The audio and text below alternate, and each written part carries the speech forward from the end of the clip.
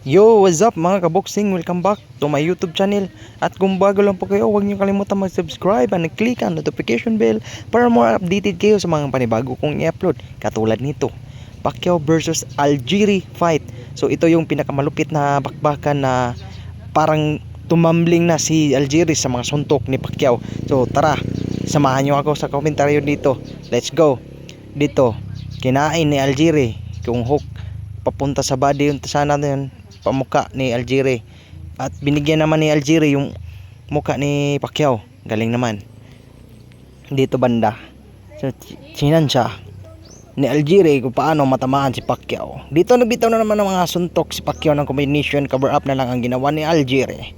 Si Algieri kawawang kawawa, wala namang binigay na sagot sa mga suntok ni Pacquiao. Kaya ang ginawa na lang dito si Algieri, lumabas sa corner para hindi na naman siya mabukbok ni Pacquiao.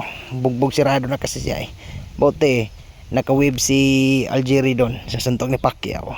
So dito naman si Pacquiao, dito nagbitaw ng mga combination, dito cover up na lang ang ginawa ni Algieri, at dito knockdown ang tawag sa referee. Pero para sa aking opinion is knockdown yun si Algieri kasi nagbitaw ng combination si Pacquiao doon. Kaya knockdown, sakto lang yung binilangan ng referee. Ayos lang yan, knockdown si Algieri dyan. So dito banda, nagbitaw naman ng jab si Algieri, hinarang naman ni Pacquiao, nagbitaw ng straight at combination. Ito po yung combination na ginamit ni Pacquiao sa pag knockdown ni Turman. Buti na lang nakaalis si Algieri sa lubid. Kung hindi pa, yari siya, bugbog sirado siya. Dito sa slow motion, kita niyo naman paano na knockdown si Algieri. Dito nagbitaw ng combination, so cover up na lang ang ginawa ni Algieri, at yun, sumagot naman ng mga suntok pero jab ang binitawan ni Algieri. Kaya walang magawa. Ang ginawa niya ni Algieri dito, ayan, ginawa niya. Pero hindi talaga siya umubra sa mga galawan ni Pacquiao.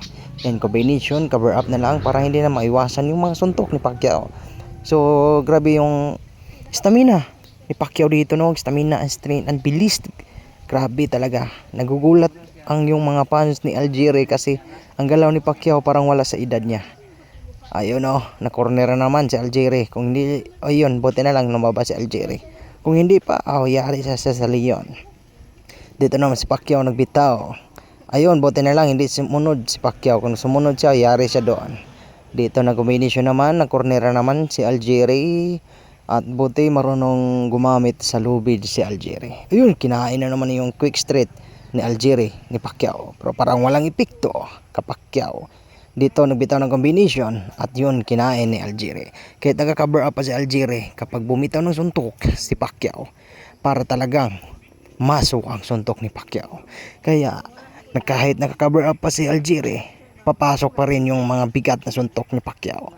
Yan, quick straight ang binigay ni Algieri. Pero dito si Pacquiao, body shot. At yun, kita nyo naman paano nagbitaw ng combination. Yanig ang mukha ni Algieri. Yan, kita nyo naman, ayun, hilong-hilo na si Algieri dyan sa mga bakbakan ni Pacquiao. Buti na lang, umabot sila ng 12 rounds dito sa laban na ito. So akala ng mga karamihan na hindi pa alam ang laro ni Algieri ay bata pa, tapos si Pacquiao dito is matanda na. Kaya yung sabi ng iba, talo daw si Pacquiao sa laban na ito kasi bata pa yung kalaban niya, mas bata pa sa kanya kasi may edad na si Pacquiao dito sa laban nila. So buti na lang itong kalaban na ito na si Algieri, mahilig kumain ng mga suntok ni Pacquiao. May experience din ba? Tapos yung mga tuhod ni Algieri, titigas din. Ayos din. Pero sabi na nga ni Pacquiao sa interview, si lang natin dito, summarize lang natin. Si Pacquiao is everyday may laban, naka-sparring. So nahugog 36 kay sparring every round, every day 36 fight sa sparring. So ang ginawa ni Pacquiao dyan, easy lang yan sa kanya yung mga laban niya na 12 rounds. Kaya dito naman nang hilong-hilo na si Algieri. So kita nyo naman paano bumitaw si Algieri, pero wala naman sa lugar yung mga suntok niya. Hindi naman nakatama ng 100% na solido. Dito ng banda, nagbitaw naman si Algieri ng quick straight pero umalis sa biglaan sa harapan. Gusto niyang makopy yung moves niya Pacquiao. Kaya si Algieri nahirapan. Gusto niyang kapihin yung moves ni Pacquiao. Hindi talaga makakopy yung moves ni Pacquiao. Kasi si Pacquiao lang ang kayang makagawa ng moves niya. Kasi si Pacquiao siya eh. So dito naman nag-open depensa si Algieri. At buti na lang nakaka-cover up siya. Kung hindi pa, binugbog siya masyado ni Pacquiao. Dito banda, kinain ni Pacquiao yung quick straight pero parang wala lang. Wala lang yung suntok ni Algieri. Ayun, straight sa body. Ayos naman. Yun. Pinulanan, sinundan ni Pacquiao kahit saan makapunta. Ayun, buti na lang hindi tinuloy ni Pacquiao yung suntok. Kasi alam naman ni Pacquiao na hindi maabot yung kamay niya. Dito, combination, pasok. Ayos. Ayos yung combination ni Pacquiao dito. Aray ko. So, ito yung laban na walang yakapan. Ayun. Ang lakas nun. Straight yun ah. Kinain ni Algieri. Tang-tang yung guard niya. Nawala yung cover up. Pero yun, buti na lang. May lakas din si Algieri na lumaban kay Pacquiao. Dito naman banda, na knockdown na si Algieri dito. At dito na tumambling. Yan, paggulong-gulong na siya dito. Aray ko. Malakas talaga si Pacquiao pagdating sa suntok. Yan, binilangan ng referee. Kasi nakagulong-gulong na siya sa pag-knockdown ni Pacquiao. So dito banda, sa slow motion, kitang-kita nyo naman yung mukha ni Algieri. So dito banda, kita naman natin dito paano binagsak ni Pacquiao si Algieri gamit lang ang combination punch. So dito kinain ni Algieri yung knockdown. Knockdown na naman ang ginawa ni Pacquiao. Knockdown yan, binilangan ng referee yan. So sabi pa ni Algieri, i-slide yon. Wala namang nagawang slide. Knockdown yon kasi tumama yung suntok ni Pacquiao. Yun, straight naman, kinain ni Pacquiao pero parang wala lang si Pacquiao, walang epekto yung suntok ni Algieri. So kita nyo naman, naklakas naman yung suntok ni Algieri pero hiniyakap na lang ni Algieri para hindi makabawi si Pacquiao. Pero malakas yung IQ ni Pacquiao dito. Yan, nagbitaw na naman ng straight si Pacquiao, napatras si Algieri sa sobrang lakas. Yan, takbo-takbo na lang si Algieri. Kapag muntikan na siya makorner ni Pacquiao. Dito, kita nyo naman paano tumbambling si Algieri. Knockdown na naman. Dito, banda. Combination, buti na lang hindi perfecto ang tumama sa mga mukha ni Algieri. So iba talaga si Pacquiao gumalaw. Kahit saan yung kalaban, walang takas. Mako-corner ka tapos kang kalaban ka. Buti na lang, hindi na knockdown. Buti na lang ito si Algieri, mabilis ding bumalik ng mga suntok. Magaling ding magbigay ng suntok kay Pacquiao. Yun, quick straight na naman. At naghag na lang si Algieri dito kasi mahal niya si Pacquiao. Aray ko. Dito naman nagbitaw ng straight. Dito na knockdown. Na malinis na knockdown si Algieri. Grabe yun ah. Kitang kita talaga yung kamao ni Pacquiao na solido na may kasama bang bakal na suntok. Kita nyo naman, binalangan ng referee. At dito, bumangon na si Algieri at dito, bigyan ng combination para tapusin ng laban. Buti na lang yung tuhod ni Algieri matagas. At malakas pa din kasi bata pa siya. So dito, na-corner na siya ni Pacquiao. At buti na lang, niyakap ni si Pacquiao kung hindi, iyari siya tuloy. Yan, dumating ang referee para awatin silang dalawa. Hilong-hilo na si Algieri, kita nyo naman. Binilangan na naman sa referee kasi knockdown yon. Puti na lang nakahawak sa ni Pacquiao. Yan, kita nyo naman sa mukha ni Algieri. Sabi niya, talo na ako dito. Okay lang. At least, nakalaban ko naman ang legendary sa boxing, si Manny Pacquiao. Experience na niya din yon. Dito, nag-combination na naman si Pacquiao ni Algieri. At walang ginawang sagot si Algieri, cover up na lang. Hanggang na parang nahilo na si Algieri sa mga suntok ni Pacquiao. Kaya dito gustong yakapin ni Algieri si Pacquiao. At naawa si Pacquiao at hindi niya tinuluyan. Pinalis lang niya sa corner si Algieri. At dito napunta na naman sa corner si Algieri at binigyan ng mga combination punch. At hindi naman tinuloy ni Pacquiao sa ulo kasi foul yun kapag tinuloy niya. At dito naman si Algieri hindi naman humihinto. Cover up na lang ang ginawa. At cover up at kinakain ang mga suntok ni Pacquiao. Yan, nagbitaw na naman quick suntok pero wala namang tama. Yun, bitaw na naman ng hook pero Pacquiao bitaw ng bitaw, walang urungan. So dito dumating ng referee, awatin na niya sana Kasi naawa na yung referee kay Algieri. Yun, biglang tumingin si Pacquiao sa referee, bakit inawat niya. Akala na niya TKO na yon.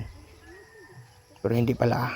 Ayaw pa rin sumuko ni Algieri kasi mapahiya lang siya sa mga fans niya. So dito naman, na corner naman si Algieri at binugbog ni Pacquiao.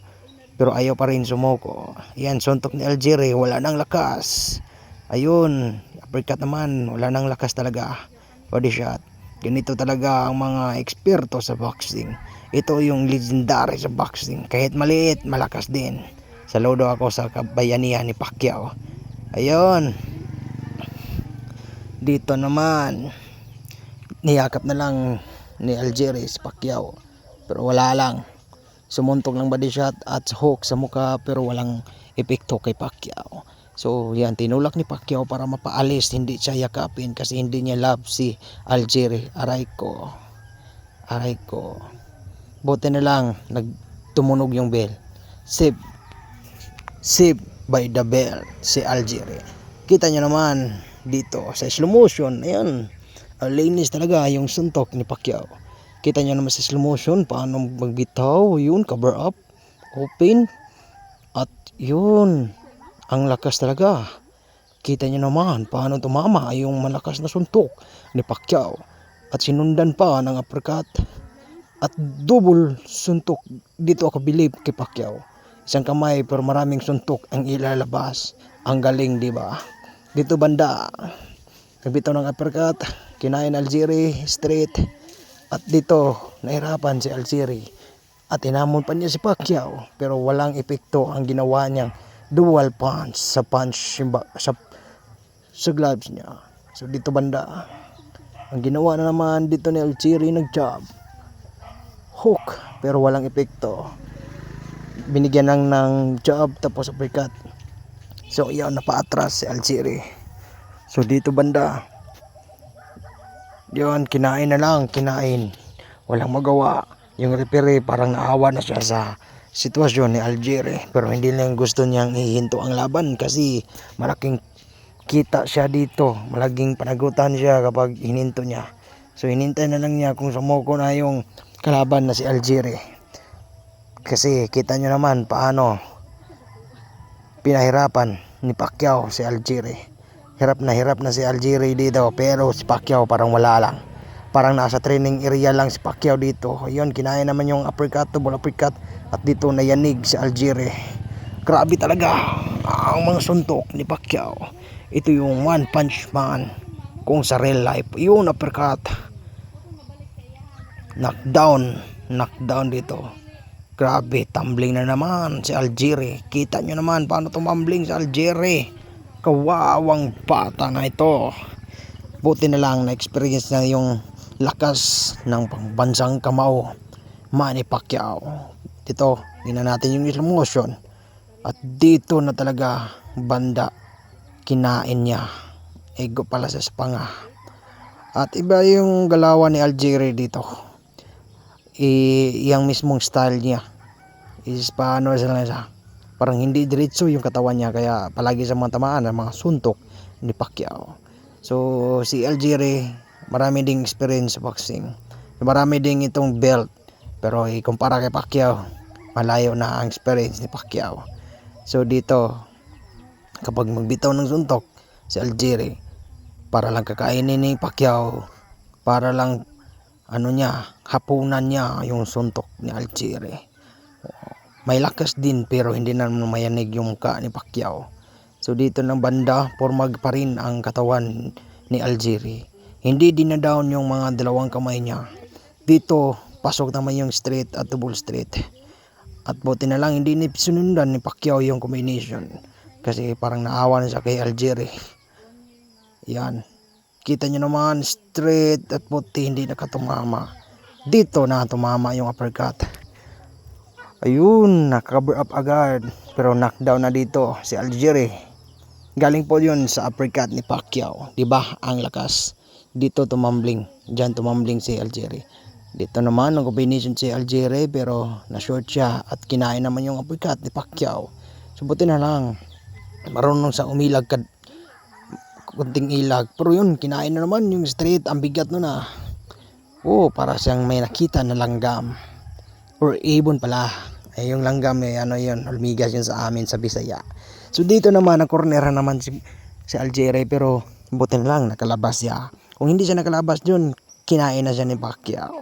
Binigyan na siya ng mga combination na hindi niya alam kung saan tumama yung mga suntok, pero solido talaga. So dito, hilong-hilo na, pero si Pacquiao kalmado pa rin. At wala na, parang hindi na kinapos pala sa hangin si Algieri dito, pero si Pacquiao wala. So dito naman nagbitaw ng combination, tumama naman, pero kahit taples lang dito. Yan, ang galing, di ba? Yan, knockdown. So dito pa lang na round, knockdown na si Algieri dyan. Buti na lang hindi katulad ng iba si Pacquiao. So dito banda, nag-uppercut si Pacquiao. Ayun, kinain, kita pangatapos sa liig. Double ang tama yung suntok ni Pacquiao. Dito yung muko si Algieri, buti na lang. Dito banda, yun, street hook. Oh, yuso. Street versus hook. Talo ang hook kasi hindi perfecto ang tumama ni Algieri sa mukha ni Pacquiao. Dito na nalasing si Algieri at dito na knockdown. Out of balance, hindi sinadya yung gumulong siya dito. Out of balance yan dahil sa suntok ni Pacquiao sa sobrang lakas. Yan, nagbinalangan na siya ng referee. Kita nyo naman dito sa slow motion. Tingnan natin. Iyon, straight.